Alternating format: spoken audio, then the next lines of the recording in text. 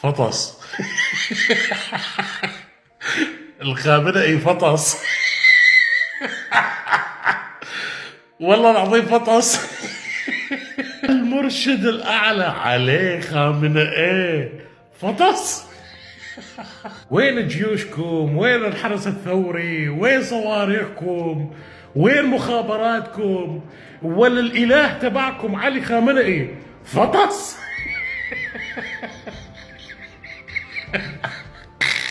شوفوا يا سوريين، ها حبايبي من هلا، ها مشان نكون على بينه، على بساط احمدي، شوي شوي على محلات الحلو. جماعة الكنافة لحال، جماعة البقلاوة لحال، جماعة المدلوقة لحال. وانتم اصحاب محلات الحلو حاولوا تنظموا الدور، حاولوا تعملوا دور مزبوط. يعني الدور اليوم راح يكون عليكم كبس، فهمتوا علي شلون؟ المهم ما اعرف تظبطوا الامور على 24، يعني مثل ما ترجعونا ايام زمان وقد فطس حسن زميره.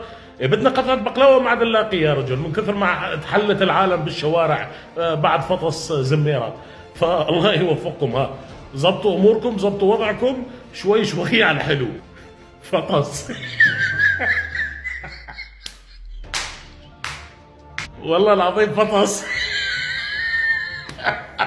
افرحوا يا سوريين، افرحوا يا شهداء سوريا، وانتم بقبوركم افرحوا. يلي كان عم يشارك الخنزير بشار الأسد في قتلكم اليوم فطس.